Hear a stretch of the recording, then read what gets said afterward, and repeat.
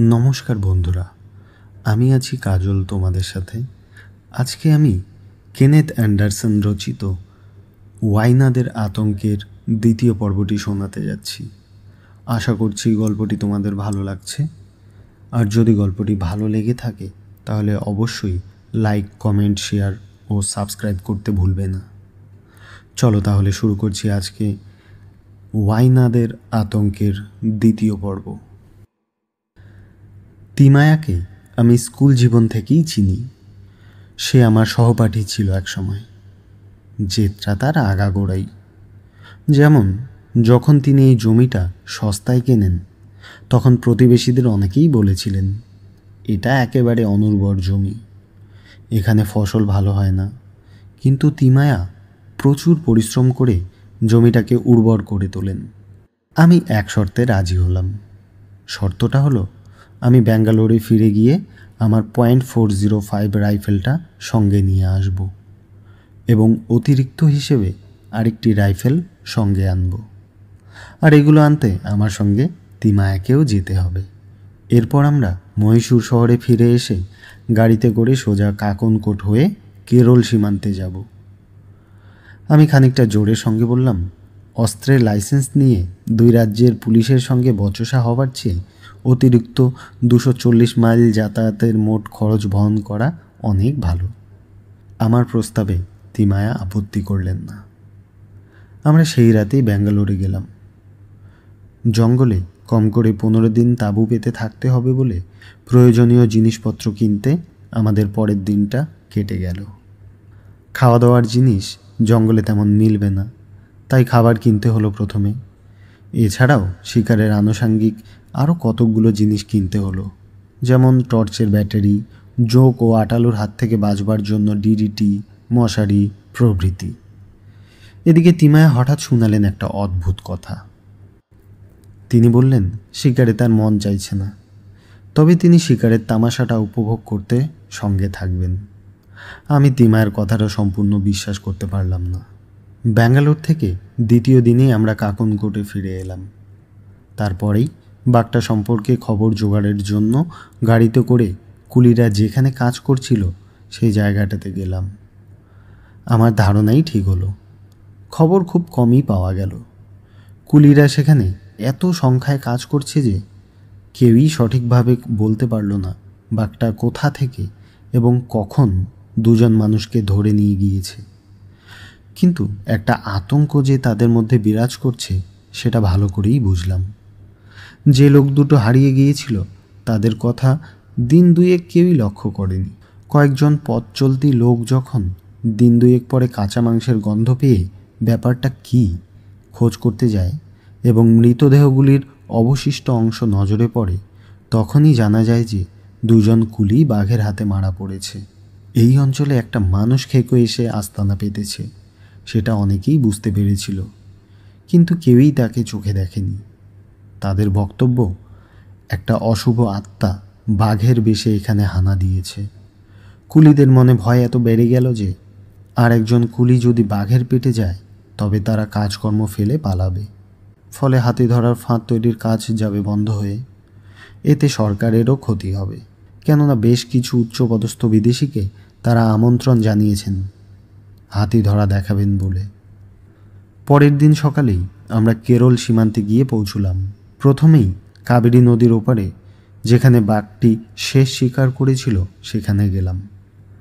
সেখানেও কেউ বাঘটিকে দেখেনি, তবে নদীর তীরে বাঘের পায়ের ছাপ, শিকারকে হেঁচড়ে টেনে নিয়ে যাওয়ার দাগ ও কয়েক ফোঁটা রক্তের দাগ দেখে বোঝা গিয়েছিল যে মানুষ খেকোরই আবির্ভাব ঘটেছে। এরপর আমরা মানানটড্ডিতে ফিরে এসে বাঘের খোঁজ করলাম। জানা গেল প্রথম শিকার হয়েছিলেন যিনি, তিনি একজন পথিক। এখানেও সেই একই কথা।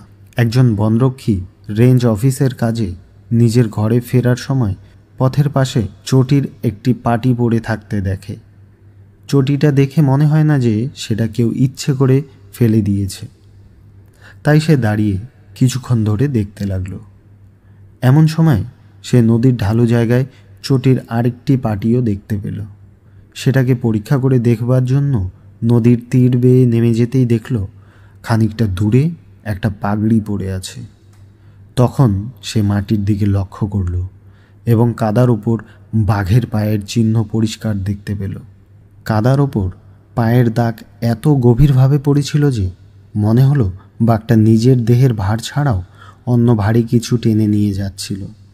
পাশের ঝোপের গায়ে রক্তের দাগ দেখে বোঝা গেল যে বাঘেরই কীর্তি। আমরা বনের রক্ষীর সঙ্গে দেখা করে তার নিজের মুখ থেকে ঘটনাটা শুনলাম। তার মুখেই সব কিছু শুনলাম, কিন্তু কোথা থেকে বাঘের খোঁজে অভিযান শুরু করব সেটাই ভেবে পেলাম না। তিমায়া বললেন, আমাকে এই অর্থহীন অনুসন্ধান কাজের মধ্যে ঠেলে দিয়ে তিনি খুবই দুঃখিত। জায়গা হিসেবে মানানটড্ডি খুবই সুন্দর। রাতটা মানানটড্ডির ইন্সপেকশন বাংলোতেই কাটিয়ে দিলাম। আমাদের ভাগ্য ভালো যে বাংলোটা খালি ছিল, আর বাংলোটাও বেশ সুন্দর। এটিতে রয়েছে গদিওয়ালা বিছানা, রীতিমতো আরাম করে থাকার মতো জায়গা। একজন ইংরেজের একটা পুরনো বাড়ির ঠিক উল্টো দিকে পাহাড়ের উপর এই বাংলোটি অবস্থিত। এই অঞ্চলটাকে জোনাকিদের এলাকা বলা যায়। সন্ধ্যার অন্ধকার হওয়া মাত্রই হাজারে হাজারে জোনাকি আলো জ্বালিয়ে ভিড় করে, আর এদের সঙ্গে সঙ্গতি রেখে ওয়াইনাদের ব্যাঙগুলি টকটক করে ডেকে চলে সন্ধ্যা থেকেই। জোনাকির আলো আর টকটক ব্যাঙের ডাক যে পরিবেশ রচনা করে তা সত্যি মনের মধ্যে দাগ কাটে। সহজে ভোলা যায় না এই দৃশ্যকে। আমরা বাংলোতে বসে ব্যাঙের ডাক শুনতে শুনতে ধূমপান করতে লাগলাম এবং একসময় ঘুমিয়েও পড়লাম। পরদিন সকালে মোটরে করে সোজা কুর্গ রাজ্যের বিরাজকোটে এসে হাজির হলাম। উদ্দেশ্য সেখানে তিমায়াকে তার খামারের কাছে নামিয়ে দেব, আর আমি একদিন সেখানে গিয়ে পরদিন ব্যাঙ্গালোরের পথে পা বাড়াবো। মানানটড্ডি থেকে 10 মাইল যাওয়ার পর আমরা গিয়ে পৌঁছলাম কাবেরী নদীর কেরালার দিককার তীরে। এই তীর ধরে ঘন বাঁশবনের মধ্যে দিয়ে যেতে যেতে হঠাৎ আমাদের নজরে এলো যে কিছু লোক একটি ডুলি কাঁধে করে আমাদের দিকেই ছুটে আসছে। সেই ডুলিতে একজন শুয়ে আছে, তার ছেঁড়া জামাকাপড় রক্তে ভেজা। লোকগুলো আমাদের জানালো যে তারা বনে বাঁশ গাছ কাটার কাজ করে। এখান থেকে মাইলখানেক দূরে নদীর তীরে চুক্তিতে তারা গাছ কাটছিল। ভোর হওয়ার ঠিক পরে সকালের দিকে হঠাৎ একটি বাঘ এসে হাজির। সরাসরি বাঘটি ঝাঁপিয়ে পড়ে দুজনের উপর এবং একজনকে ঘাড়ের উপর কামড়ে ধরে টানতে টানতে নিয়ে যেতে থাকে। বাঘটি যে দুজনের উপর ঝাঁপিয়ে পড়েছিল তারা সম্পর্কে ছিল 2 ভাই। যে ভাইকে বাঘটি ছেড়ে দিয়েছিল সে ছিল দারুণ সাহসী, সহজে সে দমবার পাত্র নয়। ফলে সে তখন ভাইকে বাঁচাতে বাঁশ কাটার এসোটি দিয়ে বাঘটাকে তাড়া করে। বাঘটা যখন দেখল যে তার পেছনে একজন ছুটে আসছে, তখন সে শিকার মুখে বড় বড় লাফে এগিয়ে যেতে থাকলো। লোকটিও যখন দেখল যে ভাইকে বাঘের মুখ থেকে ছিনিয়ে আনা সম্ভব নয়, তখন সে নিরুপায় হয়ে হাতের হেসোটা ছুঁড়ে মারল বাঘটার দিকে। লোকটার ভাগ্য ভালো, ভারী হেসোটা গিয়ে লাগলো বাঘটার শরীরের একপাশে। ফলে বাঘটা যন্ত্রণায় হোক আর ভয়েই হোক শিকারটা ফেলে দ্রুত পালিয়ে যায় জঙ্গলে। ডুলি বাহকদের একজন এই ঘটনার নায়ক। বাঘটা পালিয়ে যাওয়ার পর সবাই মিলে লোকটিকে মানানটড্ডির কাছে হাসপাতালে নিয়ে যাওয়ার জন্য একটা ডুলিতে করে রওনা হলো। আমরা সময় নষ্ট না করে দ্রুত কাজে হাত লাগালাম। আহত লোকটিকে এবং আরও 2-1 জনকে গাড়িতে তুলে নিলাম। তিমায়াকে বললাম সে যেন দ্রুত গাড়ি চালিয়ে লোকটিকে হাসপাতালে পৌঁছে দেয় এবং তাড়াতাড়ি বাঁশ কাটার লোকগুলো যেখানে থাকে সেই ক্যাম্পে যেন ফিরে আসে।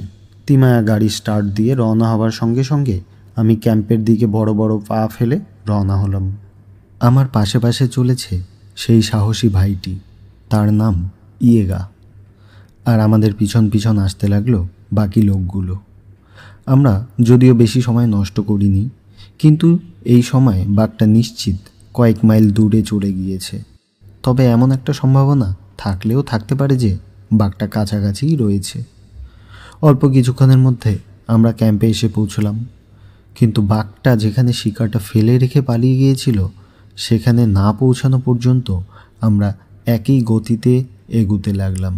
মাটি ঘন ঝোপে ঢাকা ছিল বলে বাঘের পায়ের ছাপ দেখা যাচ্ছিল না, তবে ঝোপের সবুজ পাতার উপর রক্তের ফোঁটা দেখতে পেলাম।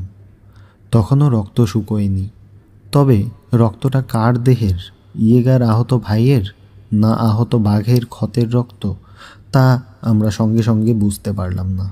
আমাদের পিছন পিছন যারা আসছিল তাদেরকে তাঁবুতে ফিরে যেতে বললাম। আমরা দুজন রইলাম বাঘটার খোঁজ করার জন্য, কেননা বাঘটা যদি আশেপাশে কোথাও থেকে থাকে তাহলে অনেক লোকের উপস্থিতি টের পেয়ে পালিয়ে যেতে পারে। যে কোনো মুহূর্তে যে কোনো দিক থেকে, বিশেষ করে পেছন দিক থেকে বাঘটা হঠাৎ আক্রমণ করতে পারে, সেই ভেবে আমি সতর্ক হয়ে ইয়েগার পেছন পেছন হাঁটছিলাম। ইয়েগা ঘন ঝোপের ঝাড় সরিয়ে মাটি ভালো করে দেখতে দেখতে যাচ্ছিল। সে খুঁজছিল তার হেঁসোটা সত্যি সত্যি বাঘটাকে জখম করেছে কিনা সে বিষয়ে আমরা নিশ্চিত হতে চাইছিলাম। অবশ্য বাঘটা যদি আহত হতো তাহলে রাগে গজরানোই তার পক্ষে স্বাভাবিক ছিল, আর যদি আহত না হয়ে থাকে তাহলে আমাদের কাছাকাছি পেলেই সে হানা দেবে আমাদের উপর, নয়তো সরে পড়বে। এখন আমাদের কাজ হলো বাঘটা যাতে হঠাৎ আক্রমণ করতে না পারে সেজন্য সতর্ক হওয়ার। চারিদিক ভালো করে দেখে তবেই এগোতে হবে। খানিকটা এগোতেই হেঁসোটা দেখতে পেলাম। না, সেটিতে কোনো রক্তের দাগ লেগেনি, তাহলে বাঘটা অক্ষতই রয়েছে। আমরা আসবার পথে গাছের পাতায় যে রক্ত দেখেছি তা হলো আহত লোকটির। আমরা নিচু হয়ে খানিকটা এগিয়ে গিয়ে দাঁড়িয়ে পড়লাম। ইয়েগা আস্তে আস্তে মাথা ঘুরিয়ে এপাশ ওপাশ দেখতে লাগলো। আমরা আরও 1 ফার্লং মতো এগিয়ে গেলাম। তারপরেই বাঘটার আর কোনো পায়ের ছাপ দেখতে পেলাম না। এখানে এসে মানুষ খেকোটা লেবু ঘাসের জঙ্গলের উপর দিয়ে চলে গিয়েছে। এই গাছের ডালপালাগুলো সহজে ভাঙে না, তাই শয়তানটা